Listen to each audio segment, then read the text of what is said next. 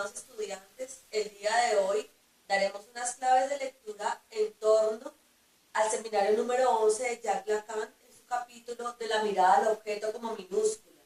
Empezaremos a hablar sobre la esquicia, el ojo y la mirada. Es necesario primero aclarar la noción de núcleo, que está directamente conectada con el concepto de lo real y a su vez con el concepto de percepción.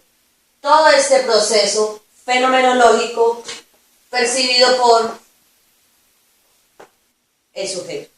El sujeto tiene una sensación de la realidad que le autentifica este proceso que ocurre en su pensamiento.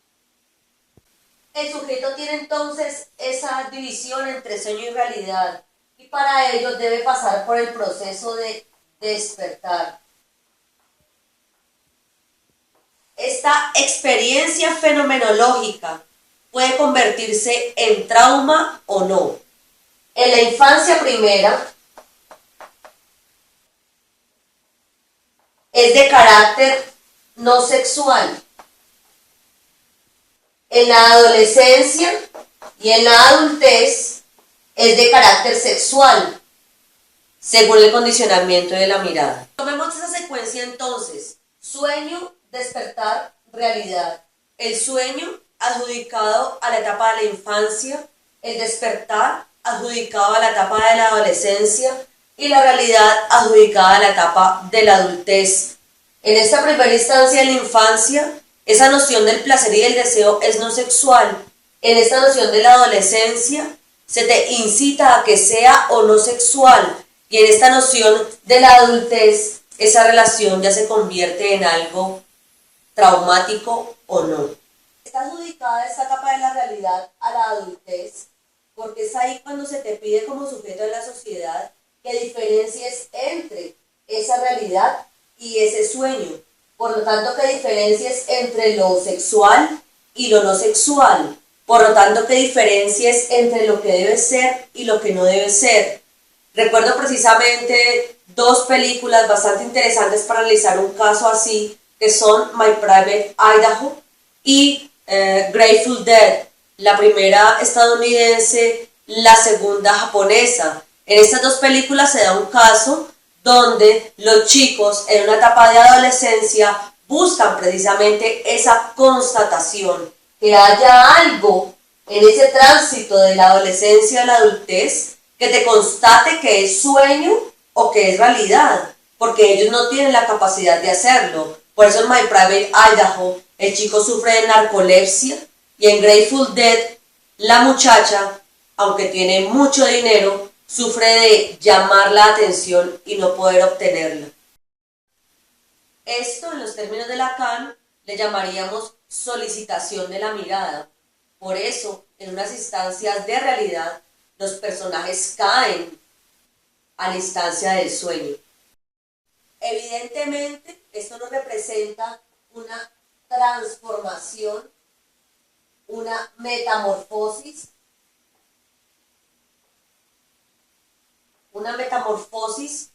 que evidentemente engendra un paso de algo normal a algo que no sabemos en qué va a resultar. Ya en el segundo punto de esta conferencia, entonces encontraremos la diferencia entre lo visible y lo vidente, para hacer efectiva esa relación entre lo visible, como el ojo del sujeto, y lo vidente, como la mirada de la afuera o de la sociedad. Cogiendo los presupuestos de Maurice Merleau-Ponty en su fenomenología, tenemos en cuenta que eso visible que percibe el ojo hace dar cuenta al sujeto que tiene muy poca capacidad para abarcar todo lo que le compete, mientras siente que solamente puede mirar una cosa, que solo tiene un punto de vista, se da cuenta que es mirado por todo lo demás. Estamos hablando entonces del omnivoyeurismo. Y como la fenomenología no solamente está relacionada con los objetos o con el afuera, sino precisamente con uno mismo, entonces nos damos cuenta que el sujeto tiene dos opciones. Una, asumir eso visible y ese ojo para sí, y asumir eso evidente como lo de afuera, no conocerlo, no saber lo que pasa afuera, o asumir eso visible como el yo y asumir eso evidente también como el yo. Asumir la mirada como lo que él mismo reproduce, y por eso ahí hablamos de la instancia del espejo o de la reflexión activa de la imagen escópica.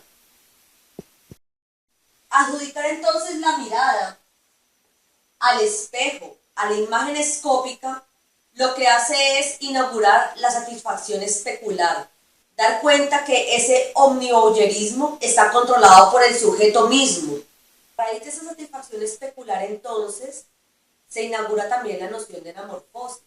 ¿Por qué? Porque la anamorfosis nos dice que tú inviertes una perspectiva que va hacia la línea de horizonte al infinito. Si tú tienes la posibilidad de mover este triángulo, entonces tienes otras opciones, es decir, desplazas el punto de vista geométrico. En términos ontológicos, ¿eso qué nos revela?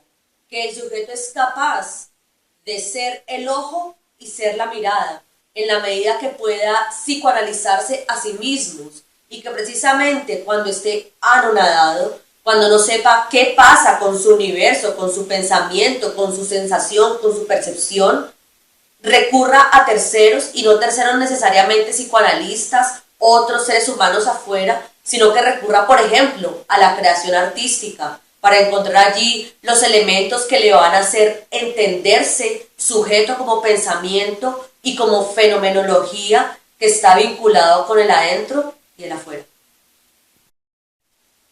La anamorfosis es entonces una mirada imaginada por mí en el campo del otro.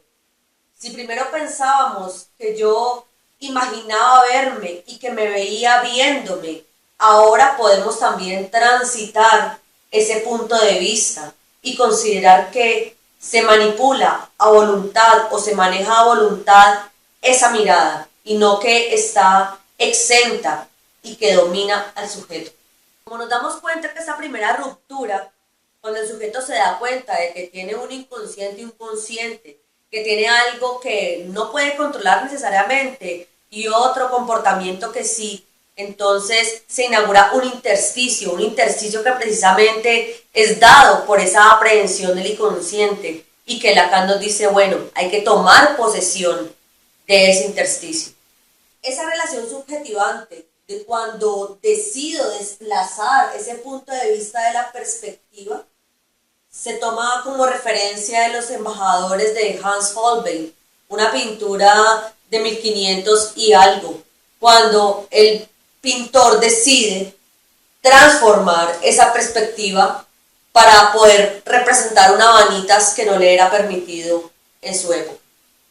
Y así, en términos patológicos y psicoanalíticos, como el no reconocimiento de la imagen especular puede engendrar la esquicia, entonces el no discernimiento de esta anamorfosis puede generar todo el tipo de ambigüedades paranoicas.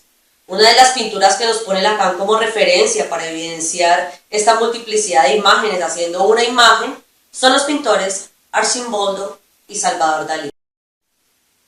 Muy bien, con esas claves de lectura entonces intentaremos resolver el taller que les entregaré en contados minutos, que intentará relacionar de manera crítica unas directrices del aporte psicoanalítico de Lacan con la exploración artística escritural de la autora Clarice Lispector.